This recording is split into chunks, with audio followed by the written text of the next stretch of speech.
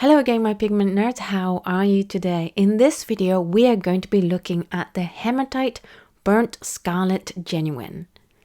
Daniel Smith says about Hematite Burnt Scarlet as hematite stones are crushed and milled to a fine pigment to create a dramatic reddish brown watercolor with maximum granulation. Add texture to your work with this genuine Primatek hematite is ground from Primatek pigment, perfect for rugged landscapes and the natural texture of wood, stone and brick. Hematite is ground from a heavy silvery black mineral rich in iron. In a thick wash, the heavier particles settle, creating bold granulation. In a thin wash, it is a rich sienna. Hematite Burnt Scarlet mixes wonderfully with other colors, both neutralizing the color and adding beautiful granulation. Hematite, or the traditional Greek name bloodstone, when you paint, you can almost feel the pounding of the battle drums as ancient warriors covered their bodies with hematite in the belief that they would be protected from mortal wounds.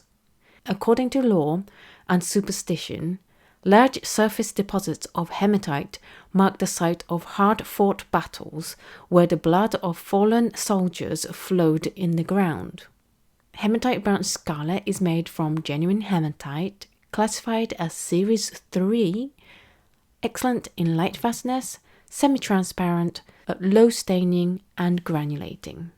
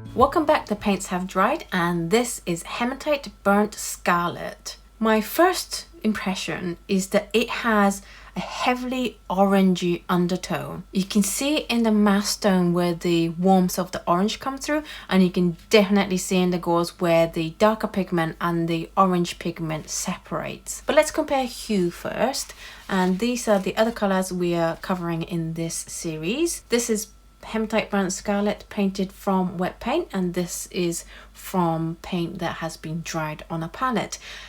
And I would say painting it straight from wet paint is probably most suitable for what Daniel Smith recommends you painting with, which is things like dark trees and things, because this does look very tree-ish. Whereas once you start painting from the dry paint, I think the oranginess comes through more, and I think this mass tone has a fewer uses than when it's being painted from wet. In terms of mass tone, it's quite similar, especially when you look at the hot press, to the Mummy Bauxite, but obviously it's very different in that this has orange undertone that's strong, whereas this doesn't. This is the other colors I have of Daniel Smith, and I don't think any color matches the behavior of this. However, the transparent brown oxide is similar in the darker granulation hue of the Hematite Burnt Scarlet. In terms of Holbein, I don't think there's any colors that are similar. I'm trying to find a color that's similar to the orange undertone. No. Then Schminke. I feel like round here, watered down, especially the transparent sienna by Schminke, matches closest to the orange But yeah, it's very, very orangey color. In terms of hue, Hematite Burnt Scarlet is a quite unique color.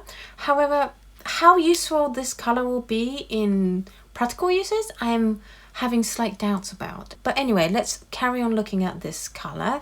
And as for gradation, it gradates very well, very nicely. You can see clear separation of intensity in the gradation, which is what you want. On other papers, it behaves nicely as well. The orange mass tone, the bright orange, tends to stay in the mass tone, and then it fades out into a more useful, more practical orange. It just becomes a warmth rather than orange. And the gradation lasts to about mass tone to about middle of dilution, whereas you see hardly any over here. In terms of opacity, it's classified as semi-transparent, but I'm not really seeing any deposits. Maybe it's classifying that dark granulating pigment as some sort of opacity, but I'm definitely not seeing anything on top of the black stripe. In terms of lifting, it's classified as low staining. However, I would classify this as medium staining. It's very hard to get back to white paper. In terms of glazing, because it heavily granulates and still lifts relatively easy, it's not impossible to lift this color.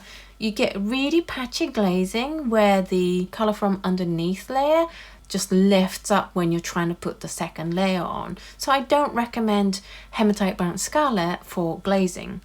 In terms of gauzing, it gauzes very well, and it does the two-tone effect that I really find interesting in using gauzing. The orange color stays in the background, and the dark burnt umber color collects within the fibers of the gauze, and then it sticks onto the paper. So it's definitely a unique result in terms of gauzing. Salting, I'm not sure if it reacted or not, but you can definitely see where the salt grains have been is the burnt umber color. So I guess the dark brown umber color collects around the salt and leaves this orangey color. In terms of prettiness, it's not very pretty. In terms of usefulness, I'll be interested to find out if you have a practical use for this kind of effect. In terms of wet in wet, it actually does move very well in water. So if you don't like your paint running away from you, don't use this. If you do like your paint running away from you and giving you a wild time, then do try this one because it does move through water very well. As for color mixes, it definitely adds a strong granulation to whatever color you mix the Hematite Burnt Scarlet with. You definitely see strong granulation every single color, and sometimes even with granulating colors, you don't see the granulation occurring when you mix it with another color. So if you definitely want granulation happening, this might be a good one. However, because of the burnt umberness and the oranginess, it does alter the final color of your color mixes quite a lot. So just be aware of that. What do I think of this color?